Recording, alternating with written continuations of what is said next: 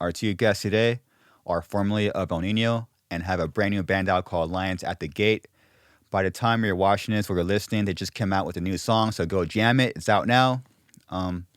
Knowing them personally, they've been through a lot behind the scenes just trying to get this band off the ground, which to me, it's always inspiring to see that. So hope you enjoy this conversation.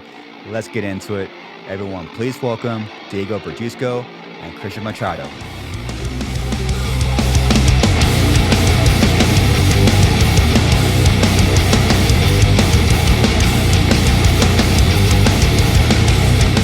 Welcome to the Baby Podcast. The babies. I got my favorite babies in here. Diego, Chris, thank you for being here, man. Honored. No, man. Thank you for having us, Thank dude. you, baby. Thank It's you. good. Thank you. I was thinking about when was the Mayhem tour? That was 2014, right? Yeah. 14. Wow. That was fun, man. That was a That's good, cool. fun tour before, I guess before it stopped being a tour. Hopefully it'll come back. Yeah, we got like the last really sick year. The last Yeah, good yeah. one. 'Cause Super lucky. The following one, I don't think did that well. Yeah. I don't remember who was on the last one. I think it was Slayer and King Diamond. King Diamond, yeah. Yeah. And we had You know, it was definitely like a dark Mayhem. There wasn't any like big breakout acts or anything like that. The last Yeah. one.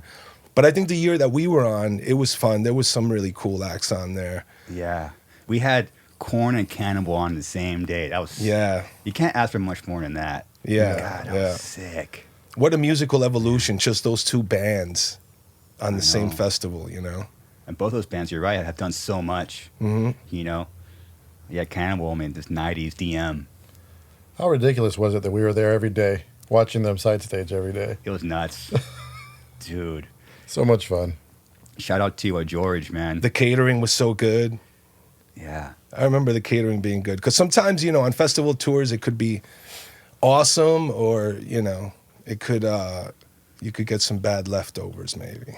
Yeah. Let's go back to George. Okay. I want to remind George that I am the only person on this earth to beat him at windmilling. Oh, no, this could cause some serious And beef. there is video to prove it. There is video, huh? There is video. Who has the video? I do. Oh, baby. I saw it. I was there. That was in Oklahoma, right? It was. Yep. Was it at your party? Was it the party that you guys threw? I think I benched you the party.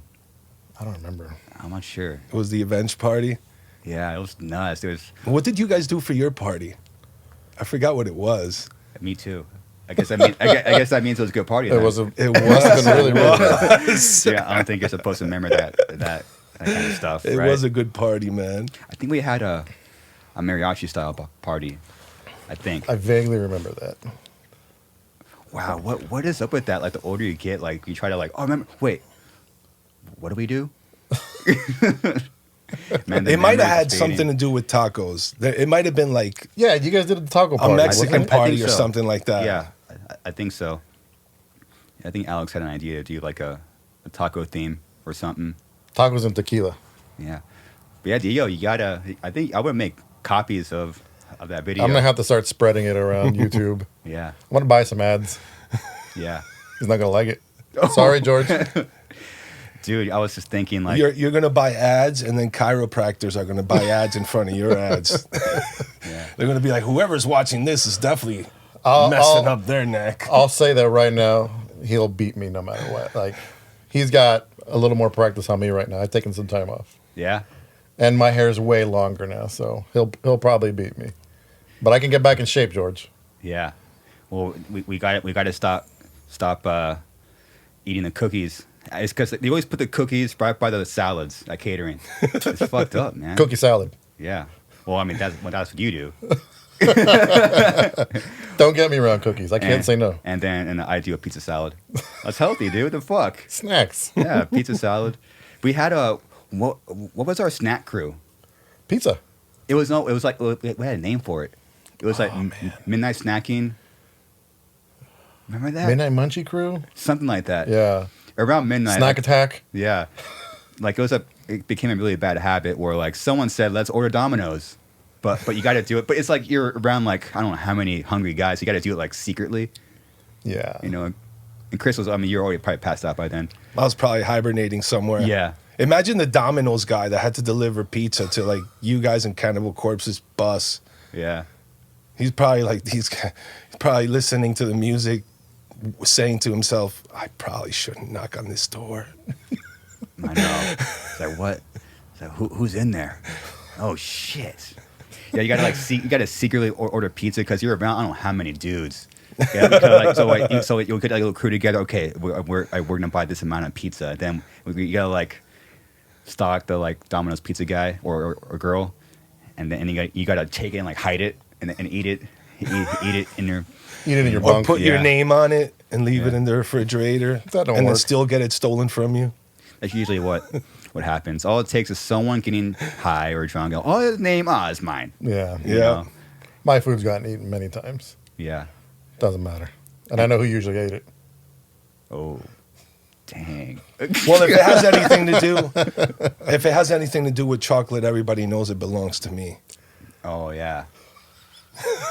Yeah. It's like I'm like the chocolate tax man. You got chocolate? There was You got to give me 50% of that, bro. the 50 turns into 100 real quick.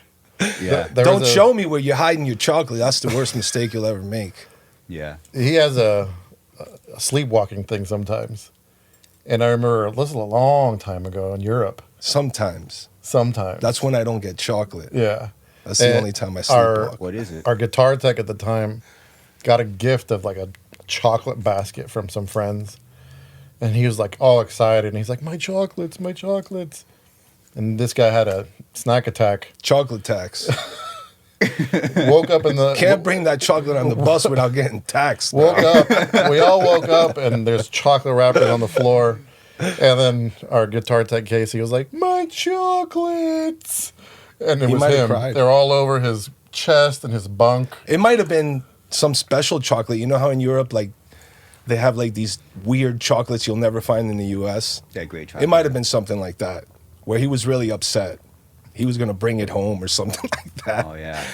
It's I probably definitely shouldn't have done that. I'm sorry, Casey. it's probably like the Kinder Buenos. Oh, You know, those you know. Kinders are good, Yeah. man. They're here now. You can get I them know. here. I remember. Oh, they're here. They weren't always here. No, I have to constantly buy them. My girl loves them. Yeah, they're great. They're all like that perfect amount of crunch. I just want the toy. Put the toy together. Sure you do. I got a race car last time. Oh my gosh. Wait, there's a toy? Yeah, remember you opened up the Kinder chocolate and there's The like egg. a toy. Inside the egg, there's like some, It's like a I don't know. child's toy. Oh, you guys are talking about the eggs. Yeah, they do yeah, the yeah. eggs and they have like those. They're kind of like Twix style. Yeah. You want to They- hear a they funny break story, off. man? I got so excited one day about eating one of those eggs, I almost ate the toy. I was like, this is plastic. I had to take it out of my mouth. Like, why would they put plastic in this candy?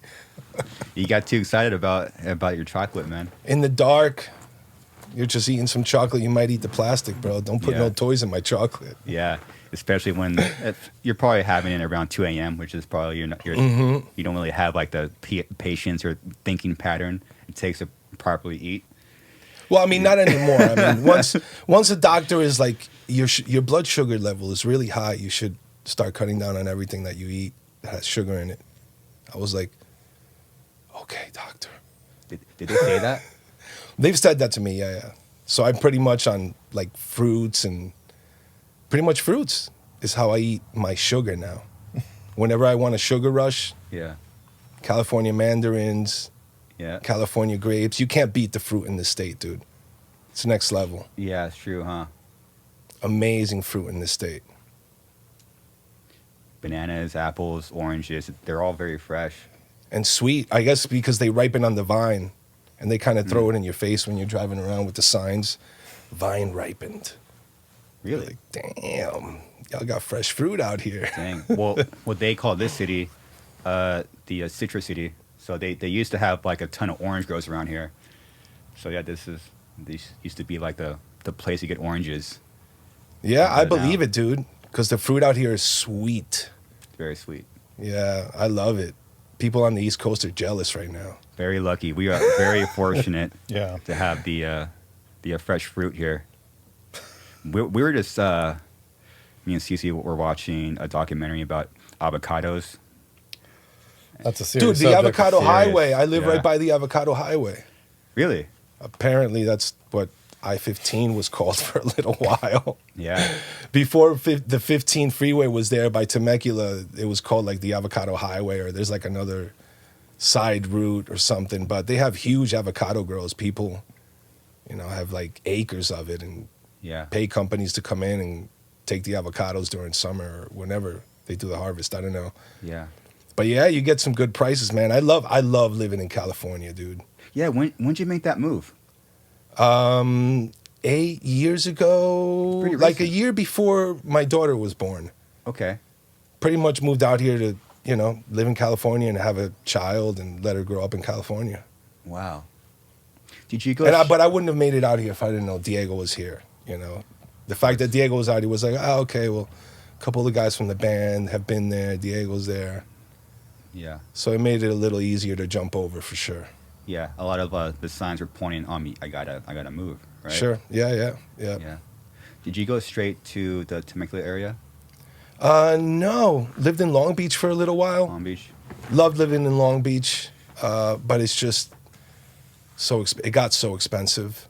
Yeah. And it also, once you get your bike stolen out of your garage like 3 or 4 times, you're like, maybe we should move. Whoa. I mean, was it in a bad area in Long Beach?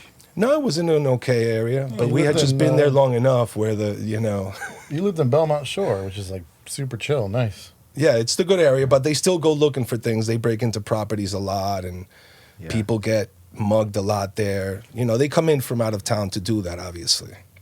Oh, is that it? I that's what the people locally say, that a lot of people come from other parts of LA to like look for trouble there, I guess, because they know it's a chiller area. People aren't expecting that, or they might not get caught. I mean, I have no idea, Yeah. but I know that they'll take your bike. Don't leave your bike even with chains on in front of your house or in the back. It'll be gone. That bad, huh? Yeah. Dang. Yeah, I learned that from my parents. Don't leave anything out in their front, even if it has chains on. Yep. Oh, it'll be gone. It's gone. Yep, disappear. Well, I couldn't believe it one day. I couldn't believe it. The first bike that disappeared, I was like, wow. It was like right in the front porch, chained up to the front porch and everything. And it was during the day that they did it. It blew my mind. Oh, wow. Totally blew my mind, man. That's nice. Well, like, welcome to California. Well, it's great that you made the move down here. I'm sure you've been loving it. It's a great vibe out here. Totally, man. Yeah.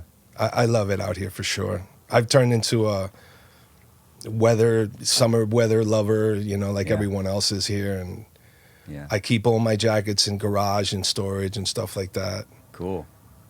That's awesome. That's awesome. Well, it's cool that our main baby, influenced that. It's cool. Yeah, for sure. You were living in Long Beach for a little while too. Yeah, a little In while. the Long Beach area. Yeah, about a year. It was chill. It's a chill area, and you're kind of like right between Greater LA and Orange County. So you can get to Orange County in 20 minutes. You can get to LA proper in 20 minutes. It's not bad at all. Nah. It's I chill. mean, I loved it there. It's you nice. know? If I would have Yeah. been wealthy enough to buy a fortress and build a castle with tall walls and course. nobody steals my bike, I would have stayed. Yeah. But you start thinking, especially like once you have a kid, you start thinking differently, and there's course. shootings there, and so I just moved out a little further. It ain't no Yeah. different than what everybody does. Yeah. Most of the people that usually live in the inner cities, they eventually wind up a little further. Yeah. Yeah, you were probably more maybe like the maybe not so good area in Long Beach. I was like on the borderline of the downtown and Belmont Shore. I lived in Belmont Shore, but it was pretty Couple much blocks the from there. end. Yeah, it was the end of Belmont Shore, and it was right by Ocean Highway, which always attracts a lot of riffraff because it's right by the ocean. So you'll get Yeah. anybody who's up to no good being by the boardwalk, by the ocean, by the streets right by the ocean. Wow. But I loved it there, I loved living there. It's just some of the circumstances of living in Long Beach were like Oof, man, it's scary. What if one day, you know, I'm parked my car and I'm walking home and the dude steps to me with a gun? What am I gonna do? And it could happen anywhere, but it was just happening a lot over there. Yeah. It's weird. I was just there like last week, and I saw I was on the beach. There's like a restaurant on the beach called Plunge. Beautiful spot. I'm like, man, this is beautiful. But you can't. I forget there is that side of Long Beach as well. Sure, sure. You know. Well, now it's even crazier. Now it's like, yeah, you're sitting in this beautiful patio, and someone just walks up and takes a shit right in front of you. You know, Yeah, like it could be that bad too. the situation is getting true. crazy now. You know, it sucks, but you know, right now, what can we do? Yeah. You know, A lot of stabbings for some reason. You know, definitely the homeless thing in California is insanely out of control. I don't know how it's Yeah. managed to get this way. I imagine it's between, you know, policies and people looking away or whatever it is. But, you know, if you walk around LA, man, it's dangerous. It's not Yeah. even safe anymore. Yeah. And Long Beach, little by little, was kind of heading in that direction. You know, because people wander. People that are up to no good shit, they wander. And they'll walk, and they'll take the bus, and they'll go somewhere else, and they'll just keep going till they find a place they can cause trouble without having any consequence of the trouble they're causing, without having to deal with any consequence. That sucks. Huh? But Temecula's chill, though. Where I'm at now is super It chill. is. I mean, I go to the park every day. You know, Yeah. there's like acres of park and trees everywhere. Yeah. yeah. As we get older, you know, you want more chillness in your life. Totally. You know, it was fun to be up in the mix back in the day, but now you're just like, I want to be left alone. Yeah, yeah. You know, Yeah. sit on my patio, no one bothers me. Totally. Just enjoy silence. You know, like for me, like I'm very quiet in the mornings. You know, like a lot of people ask me, oh, you must turn the music up really loud. I'm like, I hate that. Yeah. Like I put on meditation music and chill. Like I don't like noise. I don't like sounds. I'm just like, sometimes I'll even put earplugs in. You know, it's funny. I was like that until my daughter started living with me, and she's into like this. Turn it up, turn it up, turn it up. Come on. On the way here, we were blasting some song from the home soundtrack. Drop That, and it was like boom, boom, boom, boom, boom, boom, boom, boom, boom, boom, boom, and she's like, turn it up. Oh no, my ears can't take it anymore. And somehow I had to like grow fond of it all over again. I was like, wow, okay, well, there goes the quiet. All right, I'll work around this somehow. Yeah, there's still moments when you want to blast, you know, music. And I'm in the car like drop, drop, drop, drop, drop, drop, drop, drop, drop, drop, drop, drop, boom. Yeah, especially the lifestyle that you guys have had for, I mean, well over a decade. You know, Christian going on, 2 decades, like just that loud, always around people lifestyle. You know, it's nice to have that like opposite way of being when you're home, huh? Yeah, for sure. Super chill. It allows you to appreciate, quiet time, or Totally. just time with a few people, not a big crowd of people. Yeah. And, a lot of musicians have issues balancing that, knowing how to go from the big hangout party crowd and then coming home and having a home life. Mm-hmm. But I always enjoyed it, I always enjoyed a good even balance, Mm-hmm. I never got too caught up in anything, so I guess I was lucky as far as that. Yeah. Yeah, it is a tough balance, huh? Like It going from- is. And it sucks a lot of people in the touring life, Mhm. It could definitely wear you down quickly if you're on the road, not taking breaks in between. Yeah. I know that in the beginning I found myself being like, we've been out for like 5 months. I'm exhausted, like shot from being out on the road. Yeah. But I guess the adrenaline just keeps you going. The excitement of doing something Yeah. fresh, of being out on the road, of playing music, Yeah. just keeps you going. You're like, screw it. I'll pay attention to it later. Totally. Yeah, it's pretty. I wonder how it's gonna be for you guys. But congratulations, the band is officially out. Thank you, brother. New tunes out. Video looks sick. Song is sick. Album is great. It's think for like our age, we're a little bit older, so we can maybe like the next time we do go out and do that live sub, we have a more like mature way to go about things and like and really throw down. Yeah, it's You more know? balanced. Yeah, You know how to take care of yourself. totally. You know what you can and can't do anymore. Yeah. Health wise, Yeah. you just learn your body. Totally. You know you can't be raging every day because then the back starts hurting or something. Like and one of the main things is like now, especially getting sick on the road. Yeah, you Like can't have we're all that. gonna freak Oof. out. Like Imagine getting COVID on the road. yeah, like we're You're all like be telling freaking out. Like, you're telling did your you tour get manager COVID? you got to cancel 7 of them, not just one. Yeah, You got to cancel the whole year, man. We gotta, Dude. Someone in the crew or is I'm sure it's happened to you guys where the whole bus is sick. It happened to us. Where course. we're like calling, doctors trying to find rock docs to get, prescriptions to for some fill that antibiotics and stuff like that because Yeah. everyone's just hurling and coughing and yeah. now it's me like, oh man, he needs a test. Give him the test. Dude, a tour bus is basically a tube full of germs, Yeah. And you're Yeah. interacting with a lot of people on the road, so lot. that's just the nature of it. I think that maybe COVID will bring about more awareness about how many germs we were spreading before, but Yeah. maybe not. Yeah. I don't know. How do you see you guys reacting, or how you guys see yourself reacting to when you're out there now and like you're hanging out with people like what are you guys gonna do? I get different answers. At first, I was shook. At first, Yeah. I guess the fear mongering really got to me. Yeah. And I was like, I guess we're all gonna die. I was like, this shit's gonna kill us all. That's what they're Yeah. saying. Everybody's dying. I guess we're all gonna die. But then you start realizing, I guess we're not gonna all die. It was really weird the way it went down, because we Yeah. live in modern times, and Yeah. to have a pandemic of that sort, it's something that nobody was expecting, even though they've been telling us it was going to happen eventually. Yeah. Apparently, that's what they've been telling us. Yeah. Just gonna be Everything is apparently nowadays, because you just don't know where it's coming from. We're Yeah. just going to be much more aware now. Aware of surrounding situations. Yeah. I mean, something as simple as like meet and greets, shaking hands.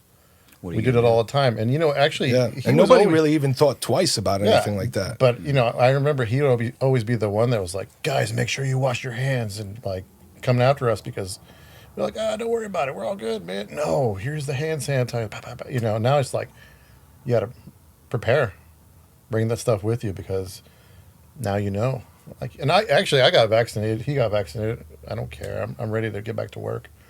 But there's still that chance. Mhm. And, for everybody who has a family at home, you don't want to bring something home. And your parents, my parents, your parents, Yeah. The vaccine definitely gives you a little bit of like vaccine muscle. Yeah. Because beforehand, I was like, I don't know, that guy's coughing over there. He just sneezed 3 times. But now I'm like, out of here with that sneeze, bro. Yeah. It's like a little like insurance policy, It's like, I feel comfortable, Yeah. But like he said, like I there was guess. there was a lot of fear mongering, and Yeah. I think it's Oh, it definitely changed. got to me. At first, I thought we were all going to die, Yeah. bro. I was like, Yeah. this is going to kill everyone. It's changed people. Now it's like, before someone would sneeze in front of you, you're like, oh, bless you. Now someone sneezes from me, like, Do you know Does he got that it? that will travel 6 feet in front of Yeah. you, sir? does he got it? Does he messed got up. Yeah, we were locked up for a month, and remember, like, just watching Netflix. I coughed once. I'm like, oh, I have it. it? That was the worst part about the whole It's like, shutdown what is part. this? Yeah, I'd be like, oh my God. Why was my throat scratchy? Yeah, And- It's and- definitely, and it was sketchy, a sketchy situation to be deep in. down It was. inside, I knew I'm like, I'm fine. And even if I got it, I would be fine because chances are that I'm healthy enough that I can fight it off. yeah, And then the numbers are showing that most people do get better. Yeah. But it was just like I said, the fear mongering. You're like, It was weird. oh my god. It did its work, and I definitely stay away from like media and like news for that purpose. It's like Yeah. kind of like that like fear, and I noticed like watching it for like 2 days. I noticed like my outlook on life was negative. I noticed like Yeah. I was a little bit more antsy throughout the week. So I was like, why am I'm watching Yeah. the news? Yeah. It's so weird that I caught I feel like this. Oh, this is what it does. I completely stopped watching it, and then now I kind of went back to like my normal self. Like, damn, that was kind of weird. Like diving into it for a few days and like it goes into your body, man. Your mind and soul and your bones. It's just weird. Yeah.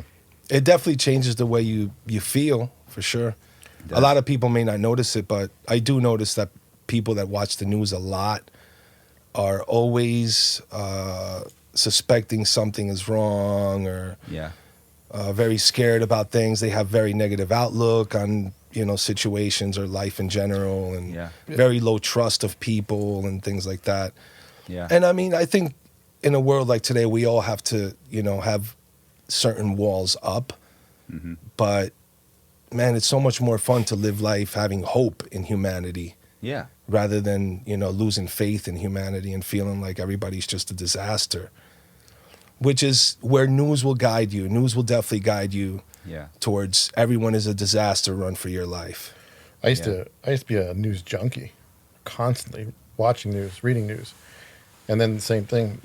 I stopped watching television during the whole shutdown. Everything. I stopped watching the news because I noticed it was making me angry. Whether if it was just something that was plain bullshit that was being force fed to you. So actually, I started reading the news. Like, And get this right-wing fork out of my plate. Reading the news actually forces you to do a little bit more thinking about things and Yeah. and reading other things because one channel gives you this hunk of shit and another channel gives you this hunk of shit, and you got to put them both together to see which shit makes sense. One of the funniest things I remember there was nothing really funny about the pandemic, but how some people reacted, it was pretty funny. By your house, there was like some big house that had Christmas lights up Yeah. by Diego's house. Oh, yeah. And instead of like having a decorative Christmas light, situation, they put Ask China with their Christmas lights, and it was just Ask China, Ask China, Yeah. Ask China, Ask China. Damn. During the pandemic, during the closures, But in California, they were pretty hardcore with the closures, Yeah. I mean, everything shut down. They shut down the schools, they shut down the stores, everything. Yeah. I'm pretty lucky to live in like a smaller town, and there's Same. There's like that. Oh yeah, Temecula is part of the like the same. And there's this one Italian spot that never shut down Wow. the whole time. So I was getting lunch there and cider at full The spread. full spread. Going there for lunch. I'm like, dang, I'm inside where it's nothing. It's like, well, is there a coincidence that it's Italian? And like, no, it's just not once. And there's one pizza spot also up the street from here that closed down once for like a couple weeks. They're like, if we're closing, we ain't surviving. Ain't nobody shutting us down. Yeah. I don't blame them. I mean, Yeah. you can't really blame what businesses went through, man. It sucks, It's man. insane. I don't even know how people got through it. Yeah. I have no idea.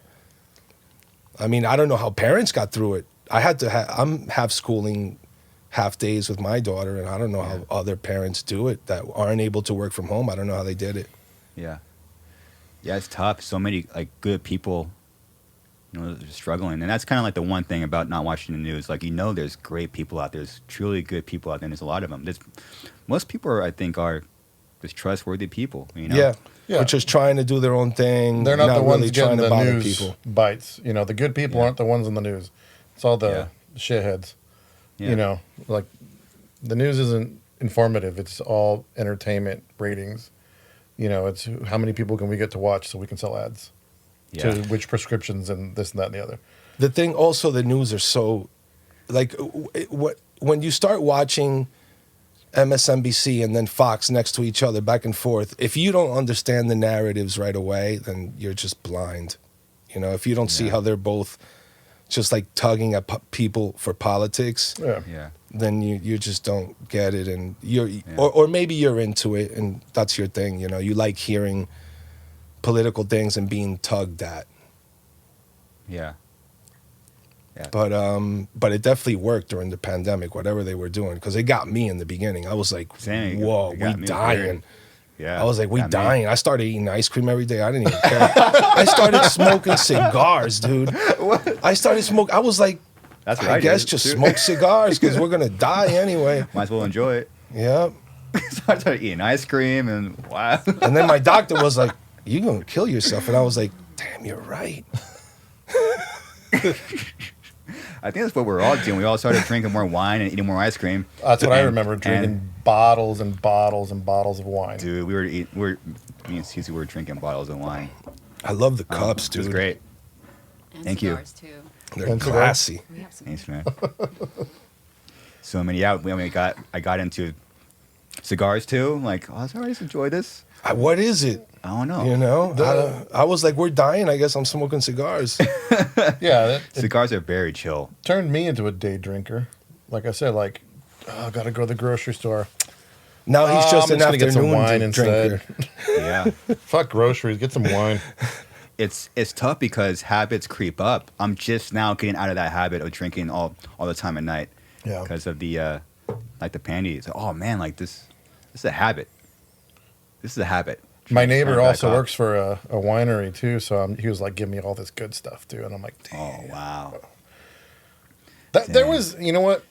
There was some cool. I hate saying the cool things about the pandemic, but there was a sense of like, at least where I live, community. You know, because everybody was sitting at home, so we all started barbecuing together. That's great. In my neighborhood, you know, yeah, I don't think you've been there for like one of the community get-togethers. You have, like, literally all our neighbors know each other, and Awesome. it was like weekly potlucks in the courtyard. That was cool. You know, so the sense of community, we got closer, you know, knowing that we have to respect each other's space and all that stuff like that. But That is It was- cool, it though, was because you nice. got that courtyard. yeah, like we Yeah. set up, you know, tables and stuff like that. And like I tell my girl, I'm like, we're never going to live in another place like this where we have such cool neighbors, because this is the first time, only time where I know all my neighbors. And if anything's, you know, going to happen, they're going to help you out. You know, Yeah. so that was one, like I said, I hate saying it, but one cool thing about the pandemic that I was like, a sense of community, at least where I live, you know, but Yeah, there was a lot of good that happened. yeah, You know, and you live. Your spot's really chill. You have that courtyard. You go out your front door and boom, yeah, it's sick. let's set up a table. Super chill. Yeah. Yeah, you order your pizza. You step outside in the courtyard, and there's the pizza delivery person, and Yeah. You got to come back. yes, I know. I keep inviting you. Yeah, you guys were the first. Really, you guys were the first band in that first tour where I found myself. I'm kind of going out a little bit more. I'm hanging out with, you know, the bands. I mean, when I say bands, I meant like, you know, Diego and you guys. I'm like, oh, I would not go out, and I don't know what it was about you guys. You guys were very inviting, and it was super cool, Yeah. super chill. And then I kind of started this whole thing, and you know, and Diego knows how hard it is to get me outside. Oh, bro. But the fact that you can, it says something. Yeah. fact- Alex told me, like, hey, Garza's really quiet, but the fact that he talks to you means a lot. Yeah. And I was like, I know. He's See? a special dude. Yeah. See, if I, you know, ask me to hang out 5 times, I'll go out there at least once. Yeah. You know. I'm up to 4, so the next time Oh shit! hit you up, Count you have it. to come. You check, and then right when getting ready to cross it. Yep. So it's time to come out. The funny thing about, you know, not going out is even most of the time I would just be like, nah, I'm just hanging out on the bus, you know. I wouldn't normally go anywhere, but I'd still want to know what happened the next morning. Of course. You know, like what did you fools do last night? You know, who got in trouble? Yeah. Oh, totally. Man, I'm stoked. I'm ready for you guys to go back out. Yeah, man, I Man, can't that's so wait. cool. I'm excited Cool. to. it's been a while. I'm excited to play the songs on the album. Yeah. The most, you know, Yeah. because they're new and it's just a little bit different spin on things, and just feels good to have This is, yeah. a fresh start, I suppose. The very amount fresh of start. the amount of rehearsal we're gonna have to put into this is gonna be insane because this is like very dynamic, you know. So everybody's got to be on point, and you know, I got to rethink my rig. Aru's got to rethink his rig, you know. Where back in the days, plug and play, and I'll still be like that for the most part. But you know, all the dynamics in the music now, you know, it's a fun challenge. Yeah. But I mean, I'm so pumped to play him, you know. It's gonna be exciting for you guys. I feel for you guys. I mean, you guys can start practicing and playing the songs and getting ready. It's a very exciting time for you guys. It's cool. I'm pumped. It is. It is. I always feel that the beginning, the early days of, you know, getting whatever it is that you're doing going is the most memorable, you know, and the most fun, the thing that feels the most exhilarating, the creative and the creation process, I suppose. But, you know, it's fun to know that we're going to play. You don't get many chances at playing your debut album the entire show. You know, you only get a shot at that once. The fact that I'm getting a shot at that twice is pretty unique, and I'm very grateful for that. Yeah.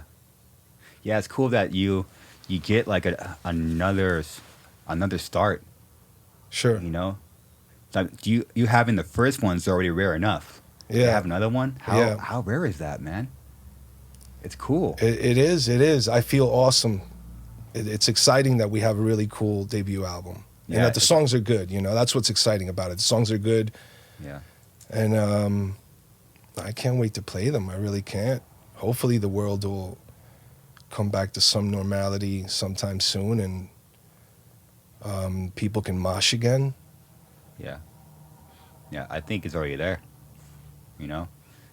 Like, there's this worry about are people going to buy tickets, but then we kind of figured that out very quickly that people don't give a fuck. People are buying tickets, and people want to go to shows, and people are Are buying the meet tickets and selling greets. good for festivals and stuff like that? Oh, yeah. Dude, Big. Right on. your tour's half sold out already. Mhm. Congratulations. That's amazing. Yeah. Awesome. It'll be probably all sold out by the Me- time you guys go. Meet and greets. So, I mean, so that whole worry is gone, you know? So I think by the time you guys go out, it's gonna be special. Let's link up. Let's go. Let's do a secret show. Don't even start. Well, you- And then we'll talk about going out afterwards, but then we won't really go out. Yeah. We'll just like hang out and put Where- on a where should we- documentary or something. Where should this secret show be? At a secret place. Hello. Oh yeah, good one. Quick. Slide bar would be pretty cool. Slide bar? Yeah, slide bar's pretty sick. Okay. Yeah. It's gonna be rowdy. That place is tiny. Yeah, tiny a place, but it's cool. It's a cool vibe. It's all about vibe. Did you go to the slide bar show? I didn't. You didn't. I thought you were there. I don't remember why. I was hammered by the time it was over, so I thought I saw you. It's like, You guys played at thought the that slide was- bar? Yeah, it was sick. Damn, that's insane that you guys would even try that. I know. I think it was Valentine's Day or around there. And I mean, of course, we had no idea that was going to be our last show for a long time. Was it slide bar or was it chain? It was both. It was that weekend. We did San Diego, Chain, and then Secret at Sidebar. It's cool. Okay. It's a cool little spot. That their PA is sick as fuck. I think you guys are fucking killed. Let's go to the Doll Hut. Cram into that corner stage. Doll Hut. Don't tell me you never went to the Doll Hut. No, I never even heard of it. In Anaheim? Never. What? It's- Never heard of it ever. It's smaller than the studio, probably. Dude, let's go. The stage is as big as the couch. It just made me think like how quick the club with a shitty PA would get shut down anywhere near LA where everybody's like an engineer and everybody goes to the show like, let's see how good he mixes this nonsense over here. Let me see is Yeah. the front of house guy on point for this one? Yeah. Man, they've been having shows here at the dive bars the past 2 months. Oh, really? We're already having shows here. Yeah. Because no one cares. Like, fuck it. I think I saw a little bit of moshing too, so. I heard of one spot, because I know that, like, you know, local heads by me talk about how there's no clubs or metal bands play around Temecula. The only spot they talk about is a spot that always comes up, the show place or something that you guys used to Showcase. showcase that Down- you guys down used to the play street a here. lot, apparently. Yeah. It's still around? Yeah. Did you guys ever play there? We played there once, yeah. Sick. A long time ago Awesome. with Silent Civilian and 40 Below Summer, I think. Nice. It was one of those This is like not 2008 or 2007 tours. Yeah. That was But just yeah, but before that Miss place was Gone. pretty cool by some train tracks, and it was a pretty decent sized place. The kids got rowdy in there. That's usually all that matters, you know, as long as the crowd is having fun, Yeah, of course. the band's having fun. Yeah, they're like, damn, Ill Nino's in town. We got to go. Shout out to my high school friends, Bernie and Fernie. We were, man, Christian, I heard your voice when I was in 16, man. We loved you guys, man. We loved right you on. guys. Big, definitely in a pool of inspiration for a Suicide Silence. Totally. That's way too much pressure put on me, man. It's crazy, huh? I mean, that's just something that people don't really talk about. Like, other forms of metal will, influence, like other extreme bands. Us, like we're all in that scene. It was cool. Dude, likewise, the first time I saw you guys live, it completely blew my mind at the Whiskey opening up for Sepultura. Oh, you were there? It's and Oh, it's shit. complete. My mind was just blown. And I know it must have been the early days. I'm not sure. You guys were Yeah. at Century Media still, Yeah. but I remember, I don't know, feeling familiarly the same how maybe you felt when you first heard Ill Nino. But when I saw you guys live, I was like mind blown. It was the first time I had ever heard of your band, Yeah. That's awesome. and I had always been like a death metal kid during the early mid 90s, late 90s, early 2000s. Hmm. I had always loved the death metal scene. So the fact that you guys really, the fact that you were able to make such brutal music be so catchy blew my mind when I saw you guys. Whoa. Crazy. You guys were so young. I mean, you and I are almost the same age, but I remember. Yeah. What's- Now we're old. Yeah. Well, I remember like how But we're still young, pumped. how Oh, yeah, young dude. It's you crazy. guys were in the band, because I remember hearing like, oh, there's this band from Riverside. They're called Suicide Silence. Oh, no. They're freaking crazy, man. They're so heavy. They're so heavy. And we would like YouTube you guys, and you guys would be like all bunched up. Yeah. And I think I told you, you guys used to have a drummer that wore a mask. Yeah. First one. Yeah. Yeah, One of our and- early drummers, Josh. Shout out. And I just Crazy. remember like how at the time I was just like, whoa. And I was in Orange County, so I'm like, we were hearing about Suicide Silence when, how old were you? Like 16? Yeah, around there. Listening to Ill Nino. Yeah. Cool. That's funny because you were out here. That's true. You were Yeah. out here. Yeah. That's awesome. I remember that. What a trip. I had to wait till you guys were signed to like hear about you. It's dope. What a cool way to grow up, huh? Just hearing about other bands So a dope. few towns away, cities away. I know. Because you're 20, 30 minutes from me. Yeah. We Pretty probably close. were at the same shows together. Probably. Didn't even yeah. realize it. Didn't even know it. Yeah, like we were probably Really at that tripped El me out. Nino show at the showcase together. Yeah. I remember getting dropped in my head at one show. Perfect. Yeah. Yeah, So it's cool. crazy, man. It's cool. Christian, I know you're not from New Jersey, but you pretty much have like your roots, your musical roots from Jersey, right? And True. and that's something that we have in common. Where like we have like hardcore roots, and then we kind of took that honesty and then put it into what we were doing because we were just around it. I mean, there's all right. So what shows do you play? Well, there's hardcore shows. I guess we'll just hop on those. Yeah. So we have like that very similar, and we just took that and put it into, infused our foundation with our respective hardcore scenes. Yeah. I mean, It's cool. I was definitely big time influenced by New York hardcore. I mean, anybody that was into metal in the New York scene during that time was influenced by New York hardcore. Mm-hmm.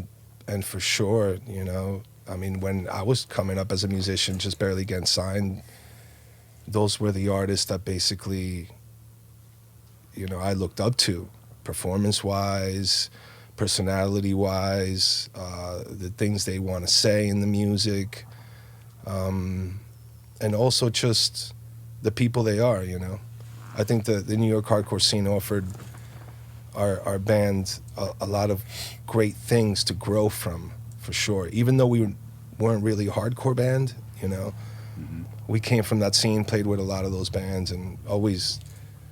I guess that's why maybe some of those memories will be some of the best times, you know, coming up and the struggle, if you will, of trying to develop something that's fun and different and unique. Mm-hmm. Well, So it's a getting culture. a little bit of that for sure. It's a counterculture, you know. There's the DIY aspect of it and making it on your own. You Yeah. know. And back Yeah. to like when you were up and coming with Suicide, it's like IE was known for like bands, extreme bands. Mm-hmm. I don't remember many of the names of those bands back in the day, but I remember, I mean, obviously you guys stood out, but I remember for a while, Riverside and Corona were all like the extreme metal bands were coming out of. Yeah. It's like a mini Florida, Yeah. you know? Totally. You guys were just angry out here. Yeah. Yeah. Out in this dirt. Why are you so angry? You You're guys were from, just you're from like- California. What the It's because fuck? it's hot over here. Oh, it's true. It's too hot. It's 85. It's fucking hot. Oh, hot. God. Or it It's- might just be like the freedom to really, out here you could just kind of do your own thing, and you know, you're maybe being different isn't as looked down on as other places, you know, so Mm-hmm. you feel a little bit more radical and do more radical things perhaps, you know. Yeah. New York has similar kind of thing like that, where you just feel a little bit more free, I guess, with your experimenting or extravagancy. Yeah. Yeah, it's crazy how it's like that with the two coasts, like the two East Coast and West Coast. They both had their strengths and their own like unique things. Yeah, You know? yeah, absolutely. It's interesting. Isn't that crazy how just location and where you live and what kind of the weather and situation you grew up could definitely influence how you say things and, you know, what approach you have to your music. It's really Totally. unique. It's a total mind bend if you think about it. Yeah. Do you find that even today, even like you just did like a new record, even today, back then to today, like you still hold what you learned in the hardcore scene and you still use those lessons now? I think so. But you know, the older you get, the more mistakes you make. So you Oh, yeah. you also, the same as you would, you know, keep a notebook for all the things that work that you feel were good decisions. You know, you build up your little notebook of mistakes and bad decisions too. So Oh yeah. I definitely got a little black book of mistakes that I've carried around, and you know, it feels great to be able to have a fresh start. That is for sure. Not a lot of people, you know, work at being in a band for so many years and then get a chance at having a new band all over again. Yeah. So it's fun. It could also be a little bit scary. Mm-hmm. But I think the fact that we tried to focus on the music and really nothing else but that, Yeah. maybe not necessarily having a label, just kind of let us be like, oh, we're just going to focus on doing something really, really good. Yeah. Doesn't matter what it It's- is. Yeah, it's refreshing to do something that's honest. You know, I always Yeah. like organic, honest music. And we applied pressure only on ourselves. You know, there's no overlord of a person saying, you got to do this, this, and this. You know, we created our own timelines, our own deadlines. And, you know, we got really, really lucky with our producer, Kyle Adele, who really understood us and really pushed us. You know, I got an opportunity to you know, work on this album more than I have in the past. And it was a welcome challenge, you know, but if we didn't have the perfect mix-up of situations, this wouldn't exist. And like he said, yeah, it's scary, but in a good way, you know, because, yeah, who gets a second chance? Who gets the first chance? You know? Yeah, it's hard enough to get a first Special. chance, let alone a second chance. That's a very special time. you Yeah, know? yeah. It says, I think that says a lot, Yeah. you know, because he could not have gotten the chance at all. You know, like this band wouldn't even like exist, but I the fact mean, it does is and it's crazy. every single one of us in music thinks about quitting. And there's definitely been the times where I thought about, okay, maybe I'm done. You know, I did it all already. seen the world, but then, it's like you're not done, and so you're going to try one more time, and you're going to give it your all. You got knocked down, you're going to get back up. Yeah. So I guess that type of personality trait's what separates us from the average person who's just trying to, make it. And it's fun. It is I think fun. that It the should most be important fun. thing is that it's fun. The comeback is always fun, man. Oh yeah, it's sick. Even in sports, if you're, I think being an underdog is an awesome thing, or being looked at as the underdog, I think is amazing because it gives you a chance to, show that maybe you're not an underdog, I see us. or to say, yeah, I'm an underdog. So what? I don't care. So I see us in our situation as underdogs, and it's a comfortable position to be in because I'm looking to surprise everybody. Yeah. You count us out. Look what we just did. Yeah. And whether or not we reach a level that we're hopefully going to hit, I'm having a great time putting this together. I love working. I like working hard. And I'm doing it with guys that understand it and are working just as hard, if not Right. harder. You got to work hard. Yeah. You do. It's- yeah, in we're a- all excited, and it's Yeah. even in a band, it's tough to get everyone in the band excited. That is very true too. Because sometimes a couple of guys are excited, but then there's maybe a couple of guys that usually don't get as excited for things and stuff like that. So it's cool to have everybody in the band firing on really powerful cylinders. It doesn't happen a lot, so it's hopefully something that that people will enjoy. I mean, I still listen to the album and enjoy it, which is very rare for me to work on an album and listen to it a year later and still kind of enjoy it. Yeah. Usually I get tired of my own music quickly. That's cool. You guys have been working on this music for a long time. I was hanging out with Diego, and he was telling me, "Man, we're working on this." I'm like, "Damn, it was a while ago." Yeah. You guys We were did it- patient and persistent.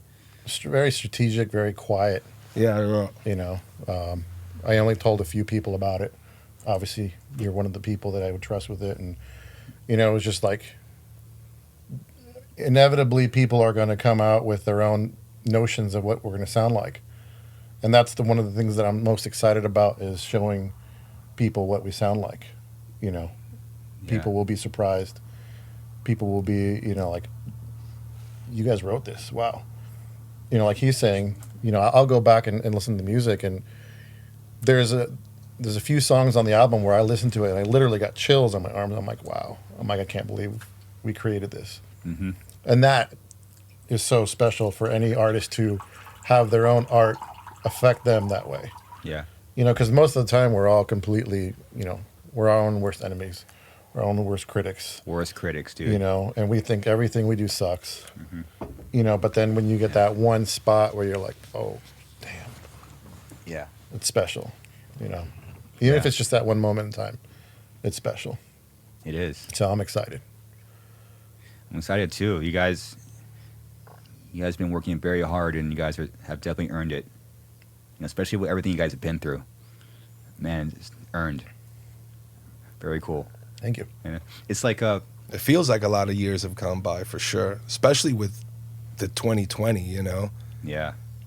And I'm sure that all bands feel like that right now. Like, whoa, Yeah. time went by. Yeah. Because most musicians are used to just working nonstop. You know how it is. Once you're in the groove of touring and putting out albums and in the cycles, Yeah.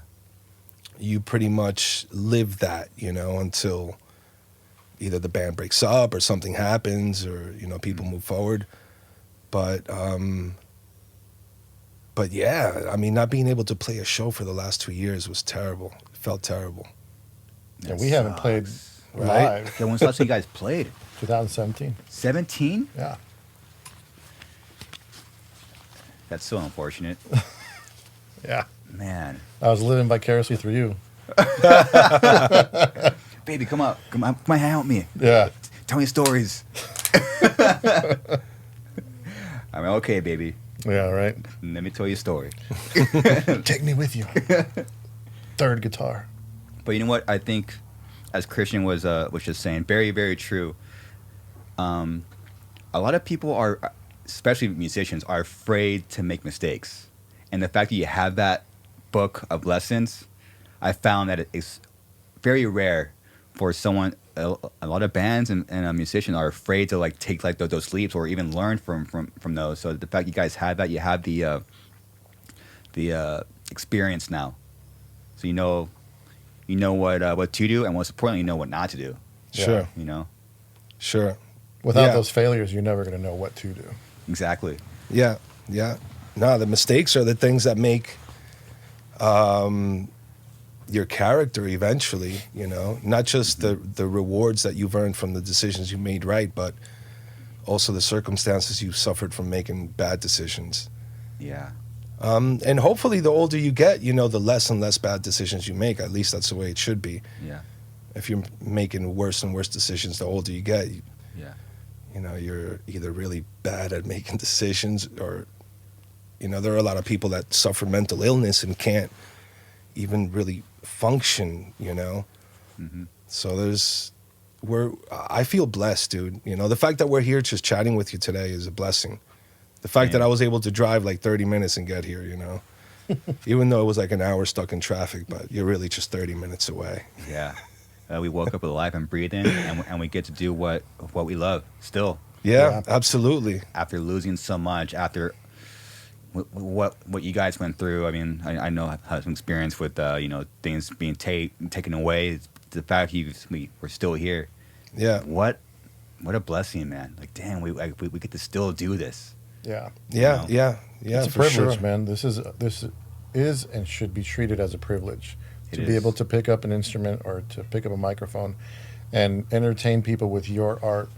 It's a privilege. So that's why, you know, when we all know the dudes that take it for granted or are, you know, not great personalities, they take it for granted, you know. Wake up every day and treat this as a privilege because it can be taken away from you at any time, Totally. you know. Yeah, the other day I was actually thinking, you know, there's one great saying that is unfortunately very brutal, but in the music industry, you're really only as good as the last thing you did. Oh yeah. Oh, yeah. 100%. And, you know, knowing that could really put you in a better thinking place where everything you want to try to do is at least feels good in your heart, you know. The last thing you Yeah. want to do is wind up being in a situation, which I know the feeling of being in a situation and feeling like you're just not moving forward, making good decisions and things like yeah. that. But you know, it is a blessing, especially after 2020, dude. 2020's been rough on so many people, and on musicians especially. I mean, you know, we got hit hard. Yeah. Very. Pretty much, they had told us, "There's no work for you guys. Take it easy. Yeah. Yeah. Figure it out, guys." Yeah.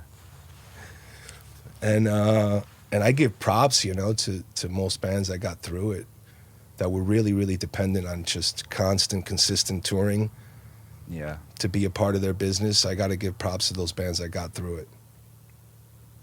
Thankfully, yeah. If you're a band and got through it, you know, it's huge. Yeah. Thankfully, you know, and it's such weird timing for you guys too. Like you lost two things at once. You know, Sure. like you're trying to like recover, and then you're getting back on your feet, and then this happens.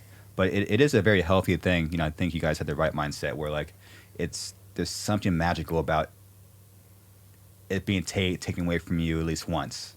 Sure. And twice, I mean, that's kind of golden. You know, I think a lot of bands struggle that weren't us. They struggle that this is their first time ever in their career where they had it taken away, and Yeah. it probably seems worse than it is. But like maybe in a band like in your position, you were ready for it already emotionally and mentally. Okay, we could get through this year. It's fine. Yeah. You guys are already ready because you already been through it like the year prior. Yeah. You know, Yeah. it's huge. You have to be an ultimate optimist to find the silver linings in all the situations, to understand certain things are blessings in disguise. You know, it's a bad, shitty situation, but then you find the silver lining where you're like, if that didn't happen, this wouldn't be happening right now. Yeah. You know, and I try to take that with me in all aspects of life where, you know, like that old saying, one door closes, another one opens. You know, you have to be mindful enough to see those doors opening and those chances being made for you and take them. You know, like all these bands that made it through, they found ways to make it through. Yeah, you know, you got to think real quick on the spot and come up with solutions to problems.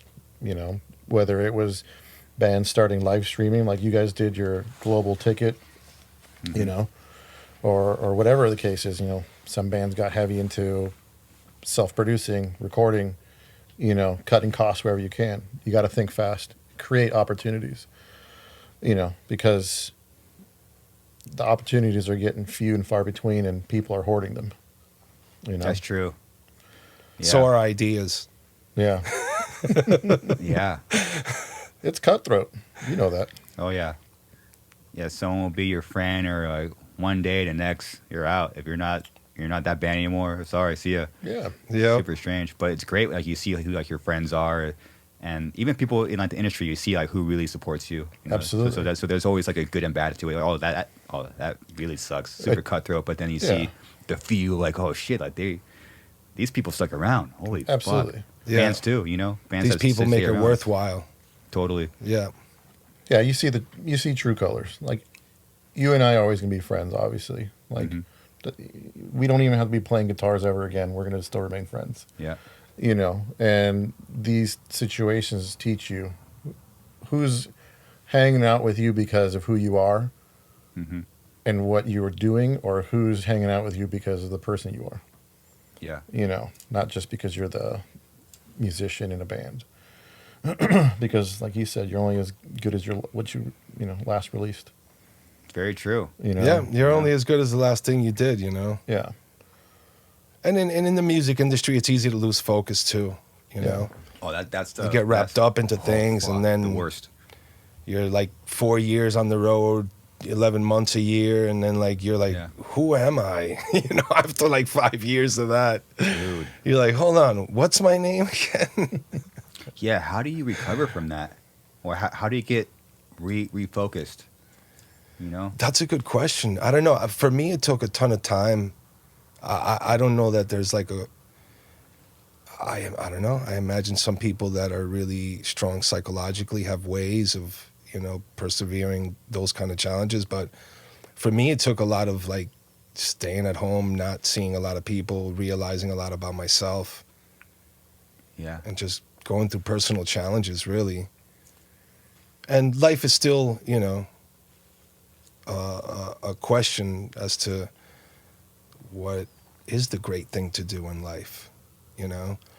So I just try to not be so serious about it, you know? After having a kid, you realize, life is just about having fun. Yeah. Because you see a kid just wanting to have fun all the time, and you just wind up realizing, this is really what life is about. Yeah. Yeah, so you learn not to take life so seriously. Yeah, for sure. Have some fun. Have some fun with your music, and like this can be fun again. Right. Oh, You know? I'm supposed to enjoy life. Oh. Well, I mean, you know, like when you're out there, all it takes is one person to literally bring the whole morale down. You know, there's like it's one person off or dealing with their own growing pains, it'll bring the whole ship just just a big detour. It's super tough. There's always a psychic vampire. It happens similarly in sports teams as well. You know, it's just that it's kept in private in sports teams. You don't hear like athletes talking about, you know, who was the loose wheel in the team and blah blah blah, because they're not trying to do that. But Totally. But yeah, I mean, for sure, everyone affects everyone when you're out on the road. When you're in a group situation like we are, whether, you know, you're in a band or in a corporation, I mean, somebody's bad day could totally ruin your week if you're that kind of person. Oh yeah. Yeah, they ruin a record. Totally. A record, and if you ruin a record, cycle. you just ruin a cycle, Yeah, dog. cycle. He just fucking ruined 3 years, dude. Gone. Oh man. And if you ruin the cycle, there goes the promo. I know, man. It's like these little. It's amazing trying to get 3 to 6 humans on like the same page. It's super tough. It is. It is. Man. But when you do it, it's magic. Yeah, for sure. When it's bad, it's like this is the worst thing ever. I don't want to play music ever again. But when it's firing all cylinders and it's working, it's like wow, it's magic. Yep. Yeah. I mean, it goes a lot to say for chemistry, Yeah. I mean, in the era of digital music, you would think that band chemistry still important? It totally is. Just how people react to something you're playing in the room instantly could bring you towards a new idea or make you feel like that idea is inadequate, so maybe you give up on it, or you immediately want to search for something else, or you lose faith in the things that you're coming up with. So it's very important, the psychology of people that are working together and trying to better each other, not necessarily point out flaws, but really try to help each other create something better, which is kind of like we tried to do in Lions at the Gate. We tried to find the things that we knew were good and focus on the things that made our personal tastes similar. Mm-hmm. And I'm just grateful to be in a band, dude. I'll be honest with you. There's not a lot of people that get a second chance to do it, so I'm grateful. Yeah. Yeah, I mean, And if people hate the album, it's fine. I think the album's pretty badass, so I'm cool. Hopefully with they it. do. I'm cool I'm with totally it. cool. because people won't love you. There's not people that don't hate it, right? Sure, that too. Yeah. You need that. You want that love and hate. Mm-hmm. It's good for you. Yeah. Sometimes maybe he hates me, and sometimes he loves me. I always love you. How you do? They once asked this person that lived to like 110 years old, like how they lived so long. And apparently their motto at life was keep as many petty grievances as you can, because it makes you, it helps you grow older. Dang. Petty grievances being like, that guy that screwed you over in like 1986. It's going to be time to get him back eventually. Yeah. Man, the older you get, the older you just, whatever resentment you have, you just gotta just forgive and just move on. Yep. Let that shit go. That will weigh you down, man. Yeah, that's why I was like, I can't believe this person really keeps as many petty grievances. Live to be 110 years old. Yeah. And 100. I can't imagine reaching 100. Imagine only angry people got to live that old. What the? That would be like, what a mind fuck that would be. Only not really fair. angry people got to live that old. I don't even think I want to live that old. Do you really No? want to be 100? I'm down. I'm down for 100. I get so tired of people. 100. Okay, maybe I'm down for 90 to 100. Man. Let's just turn off the televisions then, and I'll grow old with all of you guys. With my family and our There you pets and stuff, because the outside and all the stuff that we're fed is just the stuff that makes us all unhappy. Yeah. Turn off the televisions. Let's all be. That's true. community. That's a good way to think about it. Because community really is fine when Yeah. it's people. Yeah. But community conditioned and role played on, that's when you get like sketchy things going on. But yeah, I don't know. I don't have the answers. Don't even. Yeah. This is Same. not I- financial advice, nothing like that over Yeah. here. That's all I'm telling you. Yeah. I'm an idiot. I try to say smart stuff, but I'm still an idiot. But hey, it's how we learn, man. We just try to use big words. That's all. You don't want life advice from me. My mistake book is long. Yeah. How about this? I will tell you everything I did wrong, and then just don't do that. Just don't. You know what? Experience, I think if you do give advice, that's probably the best thing that you offer someone. Hey, I did this. Didn't work. Take it as you will. I did these. So many things, so many mistakes. And also, a good thing for me was listening to the other guy's wisdom in the band, like Diego's wisdom.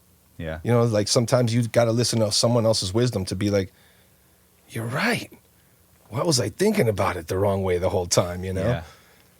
So it's something that definitely, the older you get, you could get trapped in your own ways and the way you think about things. But Totally. if you stay an open-minded person as you grow older, it could be a really cool experience, you know? Because you learn a lot in your older years. When you're young, at least when I was young, you know, I was ignorant, jaded by things, and, you know, not really living life, enjoying it the way I should have. I was just focused on other stupid things that younger people usually are. But, you know, I'd like to think that I'm growing old and enjoying life more as I get along, man, at least trying to. Yeah. Even when the challenges get tough, there's always somebody else that definitely is having it way worse than you. 100%. And Yeah, you're- 2020 definitely made a lot of people realize that. Like, yeah, it's tough on me, but imagine what people having to live on the street are having to go through right now. Yeah, no matter how hard your life is, you're living someone else's dream life. Yeah. You know. Totally. Yeah, that's a good saying right there. Damn. You're right. Diego has the wisdom. Damn, No. that wisdom. No wisdom, Baby wisdom. baby wisdom. That's the innocent wisdom, baby wisdom. Oh, man. It's unconditioned wisdom, baby wisdom. Beautiful. Beautiful. I think about all that all the time. Like, man, I got like water. I order pizza. Just all these things. Like, damn, this is like super blessed. I have all these things, you know? Pizza's like high on the totem pole of things that are important for sure. Yeah. Oh, yeah. Pizza's pretty up there, especially Domino's pizza. It's pretty up there. Is it good again? What? Is Domino's good again? The fuck you talking about? It's always been good. It's been. I remember for a while it was pretty shot. When? I don't know, back in the '90s. Oh, yeah. What? They changed the crust. Yeah. Dude, I remember when they did that. That was like 2010. All right. What's your favorite pizza spot? Domino's. Domino's. Okay. Yeah. I don't know what it is. I'm more of a round table guy. Down the street, we could probably go today. Oh, we should do a round table. We down? Let's go. Fuck, we're in a round table. Dang, yeah, they got one down the street. I mean, it's literally right off the freeway. I mean, dude, I'm spoiled. I got round table down the street. Have you been to Tom's Farms? No. Tom's Farms. It's I mean, you should take your fam there, but it's a nice outdoor area. Their pizza's phenomenal. It's really cool. Like on the way to Elsinore? Yeah, Yeah. yeah, it's a little cool little On little spot. 15? Yeah, Yeah. My when my grandparents were alive, they lived in Menifee, nice. and I had to go on the weekends to visit them. And I remember passing Tom's Farms all the time. Dude, you guys. You go gotta back in go. the day when it was like a outpost, and you'd go get like the dried fruit and nuts and stuff. Remember that? Yeah, so good. Now it's all big and modern. I haven't been there in probably 15, 20 years. Dude, they got this fudge shop. They sell fudge. I just take it and slap myself in the face with it and I eat it. I'm like, so good, man. Damn, you guys make your own fudge. Holy crap. So The little good. things. Special. Little stuff. I mean, man, we're already here. We're already lucky enough to live in California. Might as well enjoy these little things. Well, like the little shit. Oh, you like your favorite beer spot, your favorite spot to eat pizza, your favorite. I say pizza a lot, huh? It's fucked. It's okay. Well, I definitely agree. We're lucky to live in California, but the people living in inner LA right now are really going through, because the Yeah. inner cities, man, It's tough. they're tough in Cali for sure. But California is a big state, so there's just a lot of space, you know, and a lot of places outside of the big cities. So that's what I would recommend to anyone moving here. Just Yeah. stay on the outskirts. Totally. Yeah. During the past year, I'm like, damn, if you're in LA, I The feel people in for 'em. LA That must have had it sucks. terrible during 2020. Oh man. I mean, I imagine, or even in New York, people that lived in apartment buildings that really didn't even come out of their apartments, man, you know? But you're absolutely right. At least I feel blessed to be living in California, half Yeah. out of the city, kind of, you know? And the San Diego area is beautiful. I don't know if you're into San Diego, Oh, but we love San Diego. We always go to Old Town. oh, San Diego's so awesome, dude. Beautiful.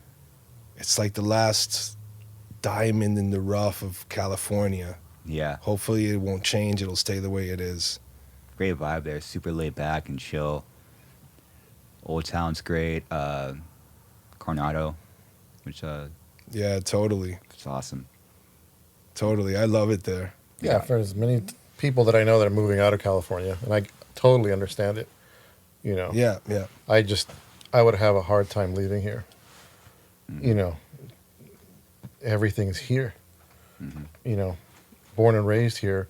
I get it. I have, friends recently moved to, Texas, and usually that's where all Californians are going, is Texas, Arizona, now Idaho's turning into the hot spot to go to if you're a Californian. But I would just have such a hard time leaving this place because it's my home. Everything I know is here, but it's just so like beautiful. It's like my girl asked me, it's like, why is California so expensive? We literally have everything here. You want to go to the beach, then we can drive the mountains. Surfing, skiing in the same day. It's the weather. The weather, man. Yeah, I it's lived great. in New York. It comes down to just the weather being great all the time. Yeah. When you could have like an outdoor life every day, every year, every day of the year, that's a pretty good advantage. A lot of people where it gets cold or it gets rainy a lot, they're stuck inside a lot. And I'm pretty much an outdoor person, man. I love being outside, going to the beach, going to the park. It's I a love flip being flop outside state, as man. much as I can. You see people 365 days out of the year wearing flip flops.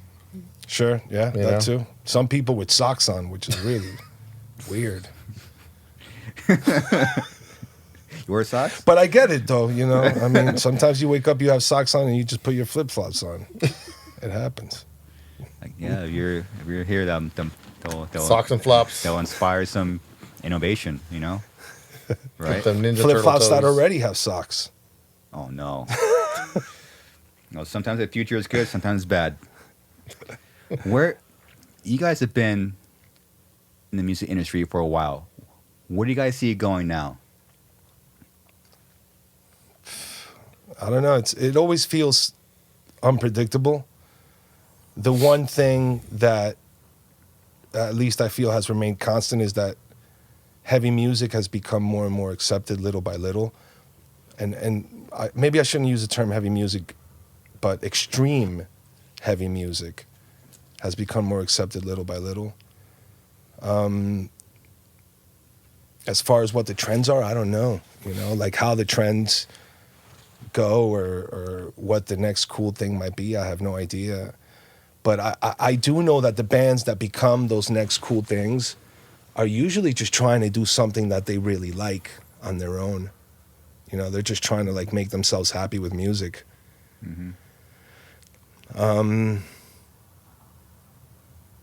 But as far as the industry, it's a great question where it's moving, how streaming is affecting the music industry. What will that take the business of the industry, and how will the creative process be affected by that, And also the advent of technology, where technology is moving music, is another great question, or another great philosophical thought of what is it going to do? Are we growing into a digital atmosphere where we're comfortable with that, and there will never be a analog rebellion or something like that? People just like analog zombies coming out of the houses and just like, no, destroy all digital things. We want tape machines back again. Yeah. So I don't know. It's a great question. What do you think? I have no idea. Don't ask me. Yeah. I don't have answers. You know what? For me, I guess, like I said, I don't have answers, but I guess I think things through from more of like a business aspect sometimes, where you have to innovate or die. And we always hear the same argument, like streaming's killing the industry. I don't know a single musician that does not have Spotify or Apple Music on their phone. I know. Let's just move away from that argument already. Let's figure out something else that we can do to continue to do what we love to do. And I think that it's everything's cyclical, And if you go to a show where the musicians are on point and everyone's in that synergistic moment, that good show, it's a memory for the rest of your life. I saw, before the pandemic, I saw Hai Lung. It's like this Viking music, Viking folk music, and it was amazing. Like, it was emotional, and it's a great memory. So I think we need to go back and focus on what we're actually doing, and stop complaining, and come up with something together that we can do to continue doing these things that we love to do. Because it's only getting harder. If, again, we keep touching on the pandemic thing, it's going to make things much harder. We don't really know what it's like to go to Europe yet. We have Brexit. Is it going to be easy to get in and out of the UK with our gear? Do we need carnets for everything? Do we begin in Europe, or do we begin in the UK or end the UK? All these things we're going to figure out soon enough. So I think we all need to become a little more innovative to figure out what the hell it is we're going to do to continue on doing what we're doing. And we have to accept that it's going to take a lot of work. A lot of musicians are aloof and like to have a good time. But at the end of the day, if it's serious, you take it as a job. It's a fun job. Yeah. But you have to be serious about your craft and treat it as a business as well as your art. Yeah, I learned that the hard way. You can't be totally aloof. Oh, it's just with the music. It is, but It is. But then when you act ignorant, like I did, that's a big mistake. If the music sucks, it's not going anywhere. Yeah. That's always going to be the most important. Yeah. Yeah. Music is definitely the most important. You gotta wear multiple hats. Yeah. Yeah. That's a great way of describing it. Yeah. You have to learn how to wear multiple hats, even if you don't want to. Yeah. 100%. Take responsibility. Totally. Most people that just usually wind up saying, well, I'm just going to wear the creative hat and somebody else will worry about that. They usually wind up in really screwed over situations, Yeah, unfortunately. That's a little bit too true. It is. Be aware, because if not, you'll learn the hard way. Yeah. You don't want to be like us and fall on your face and be like, oh, okay, wait, maybe I won't do that again. Yeah. I gotta actually pay attention and look at the numbers, and so much is this. And then when you get into like the little details of it, it's like there's so much little stuff. Like if you get a call from like your manager, like, oh, I mean, it's like, oh, there's so many little details that you need to make it like the decision right then and there. Yeah. All those little things you gotta pay attention to. You're like, wow. It's been a whole learning experience, For sure. Yeah. I mean, I at the beginning of my career, I remember just wanting to be blind to it. Just like wanting to despise, what it was, the non-creative element of music. Because in my mind, I was like, no, it's just about music. And then you do wind up realizing that if you're not business savvy, you're only going to wind up getting screwed over in the end. That's for sure. The musicians that are amazing, creative songwriters, unique songwriters that have some type of business savvy to them, they're usually really successful. But when you're young and playing music, you just want to do exactly that.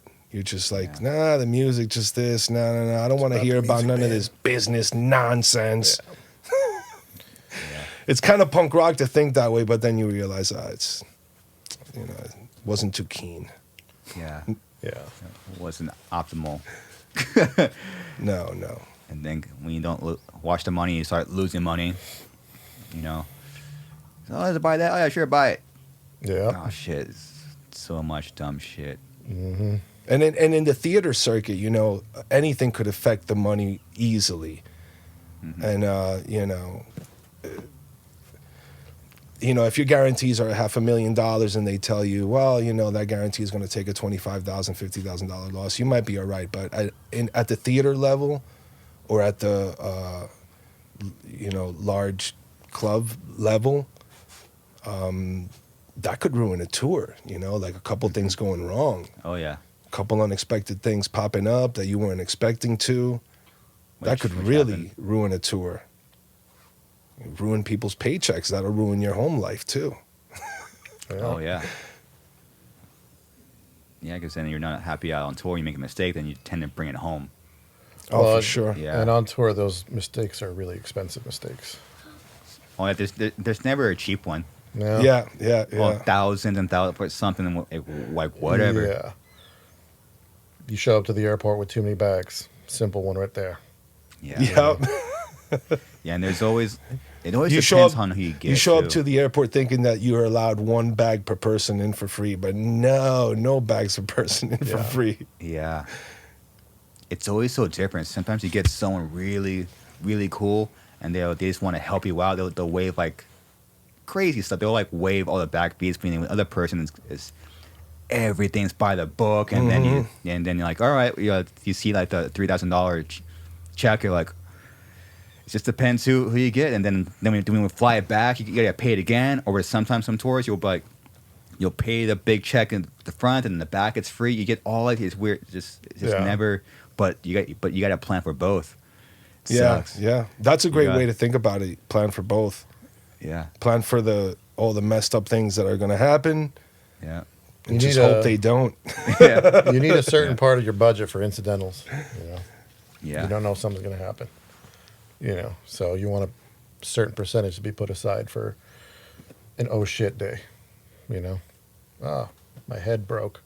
I need a new one. Need to get it fixed. Yeah. Well, I need a new one like today. Yeah. Yeah. I remember sometime we were in Europe and we got to the airport late because somebody didn't get out of their hotel room soon enough. So we got to the airport late. The whole band, everybody missed flights, everything. Nice. Money thrown in the garbage. Those flights non-refundable. All that. It was like a crew of like 11 people. Just because one person didn't make it to the airport shuttle on time, and we had to wait and wait and wait. I remember that day I was like, man, is it even fair being out here? Like, dude, like, they're going to charge us for all this. And it wasn't even, I had nothing even to do with it. It's rough. And we probably shouldn't name names. No Nah, names. it's okay. It Just was- somebody. It was Diego. It definitely wasn't me, man. I'm on time all the time. If The I'm funny not thing is, early, like, I'm late. The funny thing Yeah. is, like, on tours like Soundwave, you guys did Soundwave, right? Very lucky. On tours like Soundwave, if you show up late to that airport shuttle, the airport shuttle's leaving. Yeah. They're not waiting for you. You're not holding up the festival going to the next city. You could hold up your band, but Yeah. the festival's leaving. Good luck. Find your way. Yeah. And it's Australia. Like you got to get up at those random times. Oh, Oh, totally shot. Like 12 hours. Like, is it day or night right now?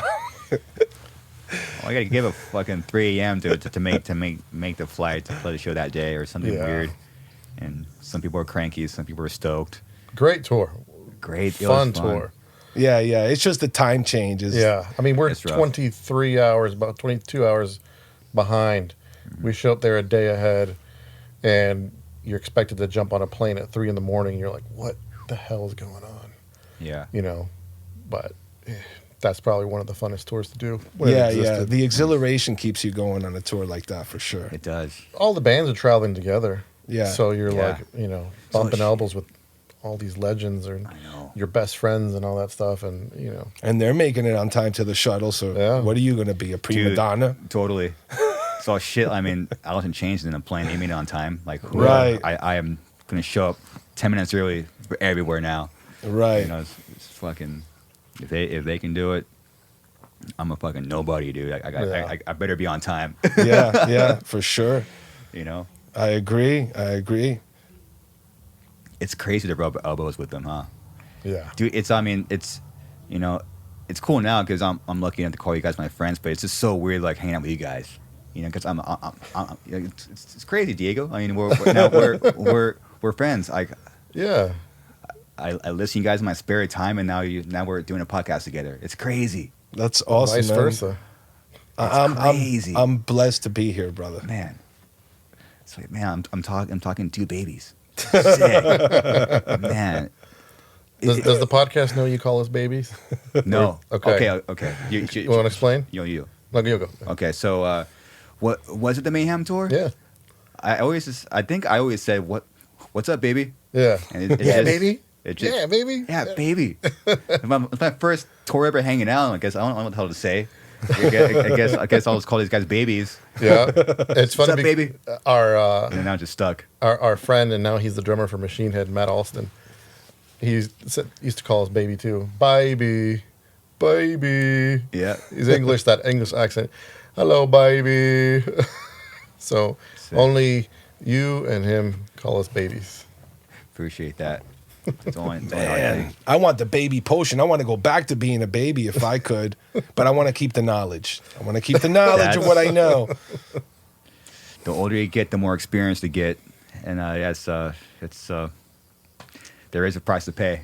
Yeah. I just fucking look at a pizza, gain 25 pounds, dude. Shut up. I mean, well, sometimes it goes to your muscles. Sometimes, Yeah. You're all muscle. but you have to eat a lot of it because You're a- because when you eat more of it, then it turns on the fat burning hormones. and You're it's like burning 140 pounds of muscle. fat. I appreciate that. I appreciate that pizza muscle. Yeah. Man, dude, we're partying out pizza later. Crush it. Oh, this is gonna be sick. Should we get a large? Yeah, we're getting a large. Is there any other sizes? Large per, right? Yo, is there a small? What they don't have a small pizza, dude. It's for beginners. It's for babies. Man, but you know what? Since we're on the subject, every so often I have to I sit back and man, I know those guys. It's cool that I could just hang out with you guys. It's such an honor, man. Likewise. It's cool. Yeah. Dude, thank you. I feel blessed being here. Yeah.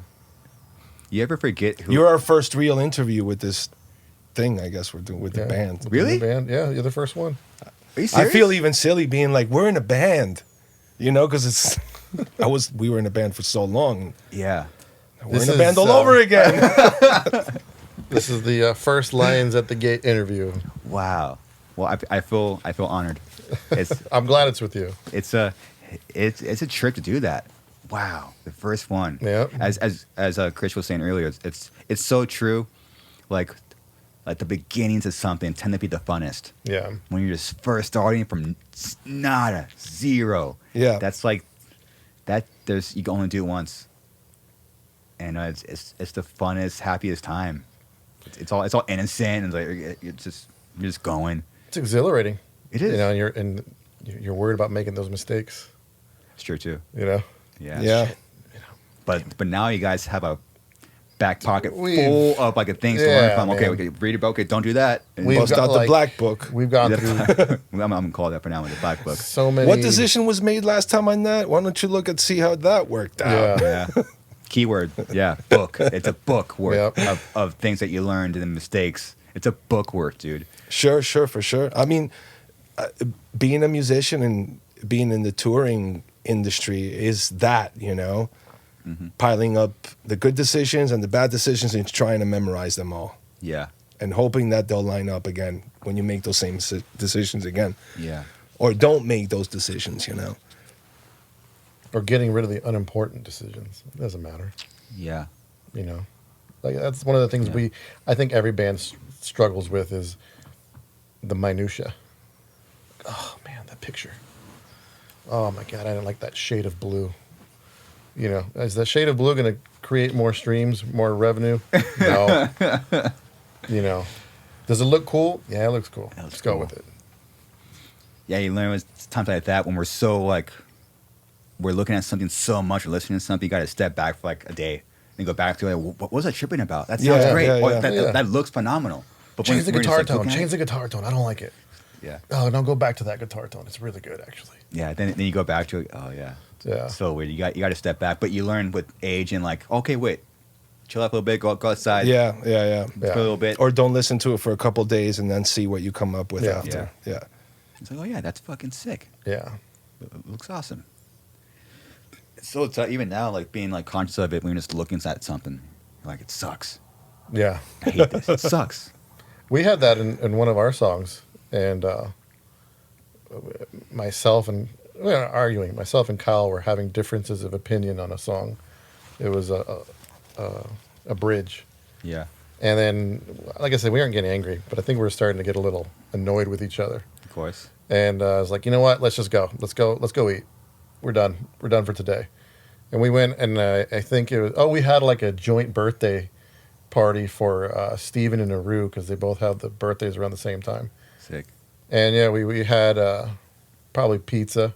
Oh no, it was quesadillas. My neighbor got the quesadilla lady, and had a few beers. And then we came back and we figured out the bridge like in minutes. I'm like, there we go. It was the quesadilla. It was the quesadillas. Yeah. That riff was totally a quesadilla riff. It's a quesadilla riff. Dang. Quesadilla breakdown. Dang, it sounds heavy, dude. That's sick. That's sick, man. Well, I don't want to keep too much of your guys' time. Blessed to be here, brother. Yeah, bro. I'm blessed you guys Blessed. are here. I'm honored to be a part of the first conversation / interview to this new journey that you guys are about to embark on. Thank you. It's cool. And I think... I'm excited, man. Yeah, I'm so glad you asked me to do it. And I was like, let's get Christian involved too. Yeah. You know? I was like, oh, shit, really? I would have been jealous if I only saw Diego on your show. I would have been like, Diego, you don't love me. You don't love me. Of course I asked him. You love me, dude. I asked him right away. You're like, hey, do the podcast. I'm like, yeah, no, let's me and Chris do it. And you're like, yeah. Is when we went to the Broken Yoke. Oh, yeah. You know? A lot of cool things happen there. Yeah. Is that a bar? What is that? It's a diner. Oh, The okay, morning okay. diner. We're having healthy eggs and Yeah. coffee, black coffee, and talking. It's like, oh, really? Wait, I've seen that logo. The broken yolk. It's like a sun, but it's an egg that's broken, and then the shine of the sun is on the sea. You got it. But it's a broken yolk. You got it. I've seen that logo. Well, that's where we went, and we planned for you to be here. Yeah. It's a magical place, dude. Yeah. It's sick. If you're ever in the area, yeah, you got to go there. It's sick as fuck. Remember the, what was the waitress saying? Oh, you had on a corn shirt. Yeah. She's like, oh, your shirt's so cool. And I was like, yeah, you like that band? She's like, oh, yeah, my boyfriend and I really like that band. I'm like, you should listen to a band called Suicide Silence. They're awesome. She's like, oh, yeah? You're dick. I'm like, yeah, you should. I was like, what are you doing? We're trying to. We're having a great breakfast, and they're bringing it.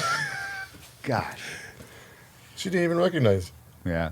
She's like, oh, okay, I'm going to go home and listen to it. I'm like, yeah, you should. Google it. Google image search them, too. And you're like, No, don't. Don't. they suck. But you know what? Sometimes you gotta do it though. You say, hey, check out this band. You know, You're still your own promoter. you are. Can't forget that. No. You know, no band's too big for that. Your band lives and dies with you. Yeah, it's true. Yeah. No matter how big your band is, there's someone that doesn't know Yeah.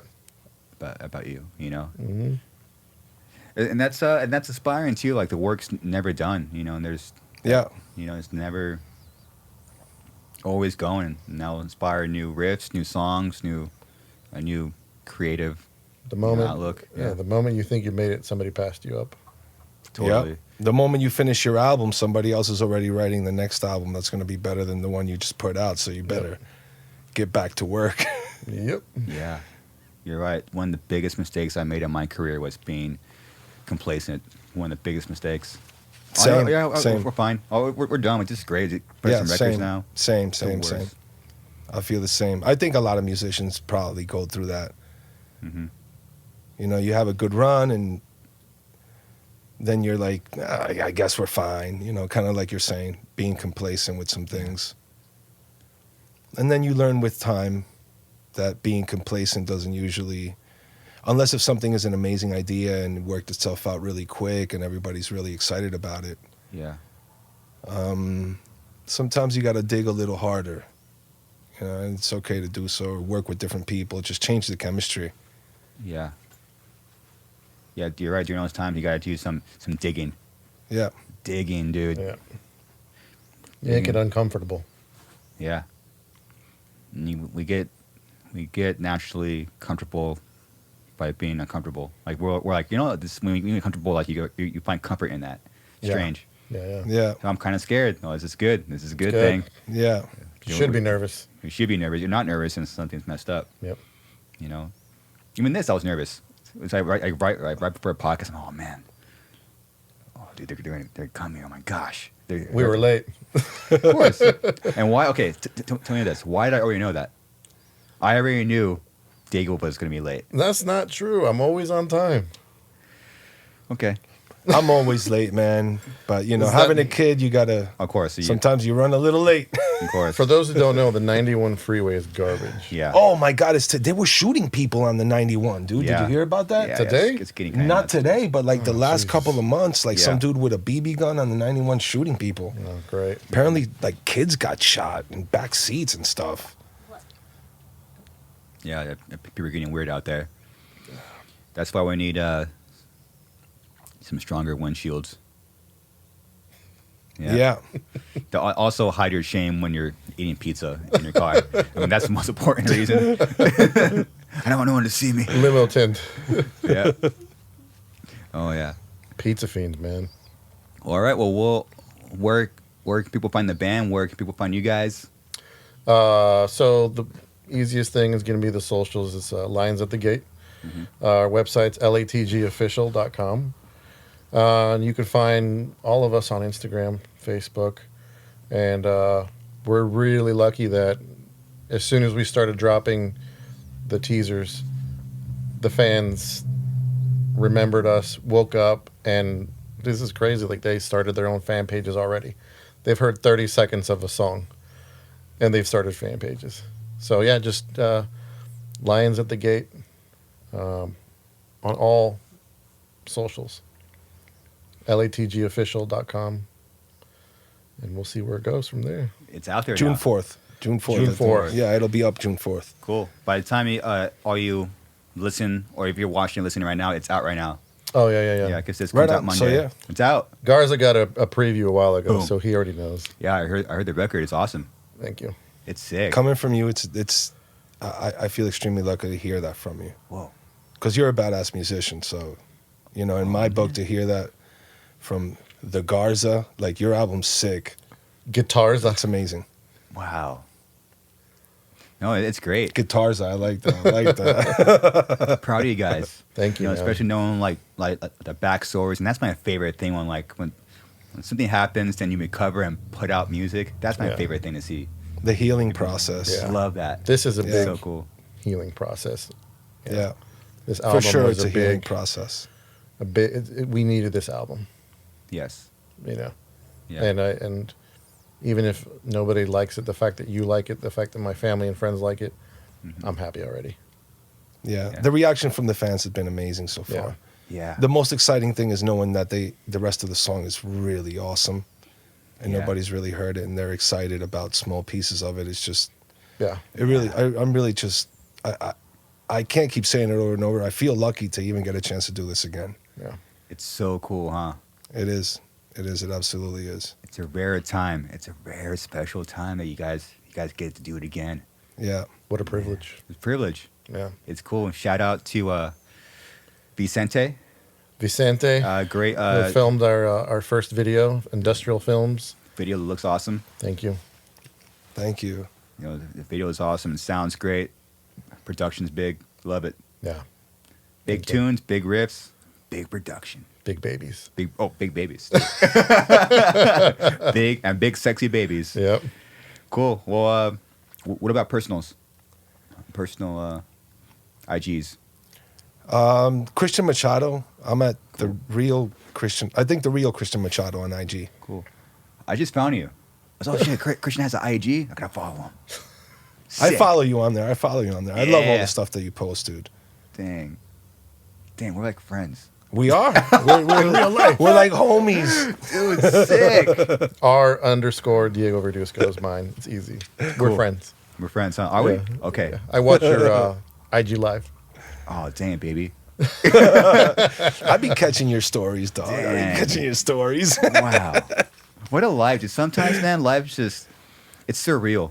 Yeah, man. You know, blessed to be able to do this. And people that look up to are just like, follow me.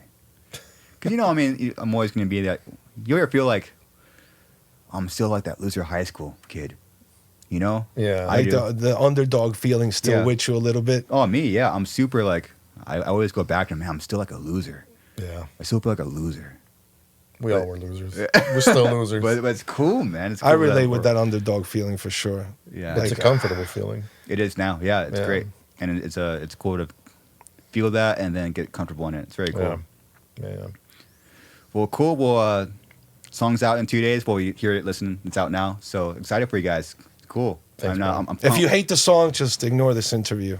We're at the end already. and to a bright future. Cheers. Well, thank you. Cheers, guys. Yeah! Yeah, baby. Cheers. Cheers. All right, everyone. Thank you. Until next time. Later.